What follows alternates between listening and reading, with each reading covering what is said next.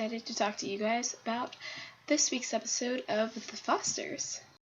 Last week, the episode ended off with AJ in Brandon's room, and then this week picks up literally right where it left off.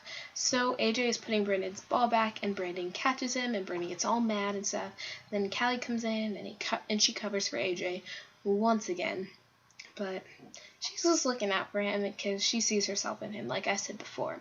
But she tells him that if he does one more thing wrong, Brandon is not going to be happy. Let's just say that. We find out that Lena's family is coming over for the weekend, and if you guys remember, she has some issues with her brother because he said some very negative things to her mother when he was younger, so she's a little uneasy about it, and Steph's just trying to encourage her into it, but it's gonna get messy, I can tell you that. Now, with Mariana, she is chatting on her little computer with Wyatt, and I'm just like, girl, you got a boyfriend. Why does your sister's ex-boyfriend? I'm just like, it's all wrong. It's all wrong. But she's still chatting with him, and then Matt walks into the room. Matt is her boyfriend, by the way, and she shuts the computer really quickly. But she has a secret that she has this very nice boyfriend, but he tells her that he wants to have sex. Because last time, she tried to get him into it, but then he didn't, so she slept with Wyatt. But now he wants to, and she's not feeling it really, so we'll see how that happens.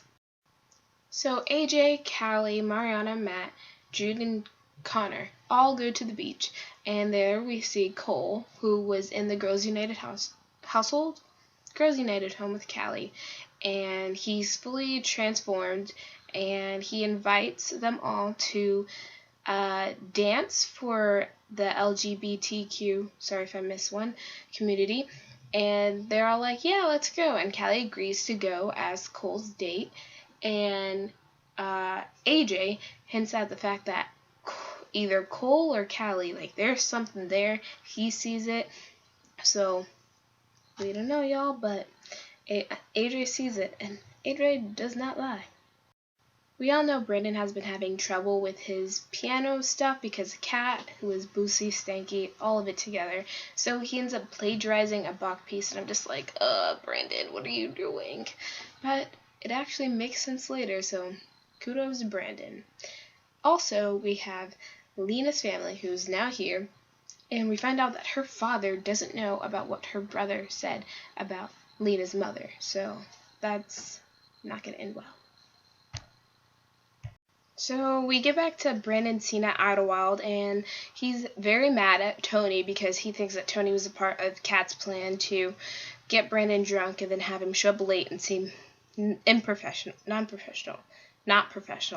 Anyway, he thinks that Tony was a part of it, but Tony wasn't, but Brandon's still mad, and so.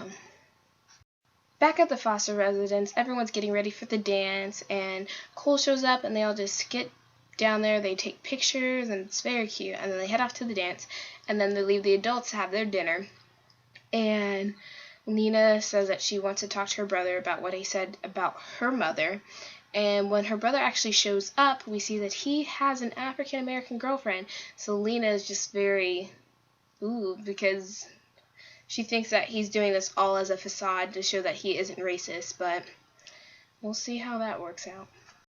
So Mariana and Matt are having some time together, and Matt decides that he wants them to have sex, and then Mariana says that she wants to wait because his tour is almost over, right?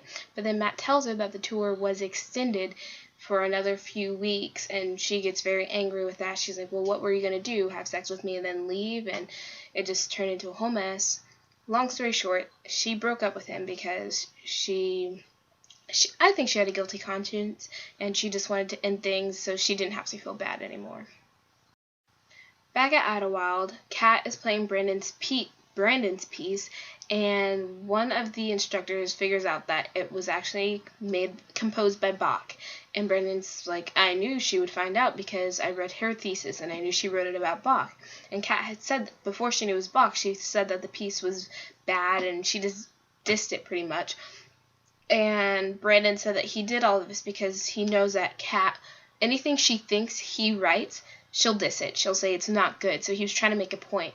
And the dean was like, well, we'll see what's going to happen with you two. And so what she ended up doing was saying, whoever wanted to take on Kat, whatever composer wanted to take on Kat as another pianist, like write a whole new piece for her, speak up. No one spoke up, so she was kicked out. She did the same thing for Brandon. No one spoke up, so he was kicked out. And that just did not end well. So when the kids get to the dance, everyone says their name and kind of what they are. But Jude, when he says his name, he just says Jude, and that's it. And one of the people at the dance end up telling Connor that usually when someone doesn't say what they identify as, it means that they don't really identify as it. So it's more like an experiment. But honestly, in Jude's case, I feel like he's been through so much, he just wants to be Jude. But later he does speak up and say that he's gay.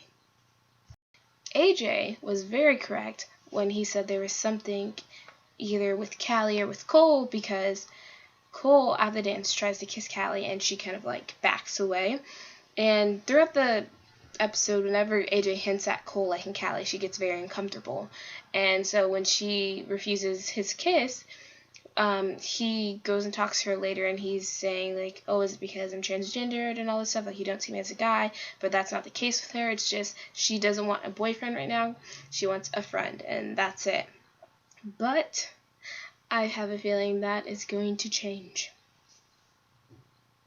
Back at the adult dinner, Lena kind of gets in an argument with her mom over whether she should speak up about what Nate called her mother.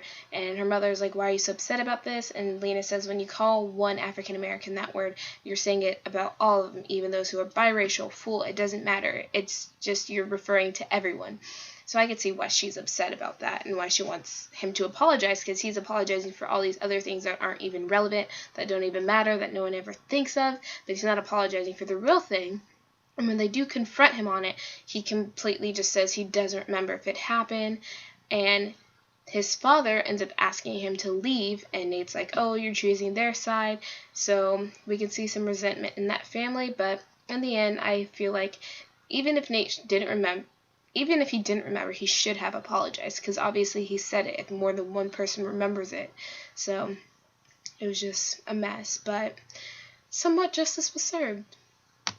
So this is the end of this recap of the episode. I'm kind of trying to trim down my episodes slowly but surely, so I hope this one was a little bit shorter. I hope you guys enjoyed. Give this video a thumbs up, subscribe, like, whatever. And I will see you guys next time.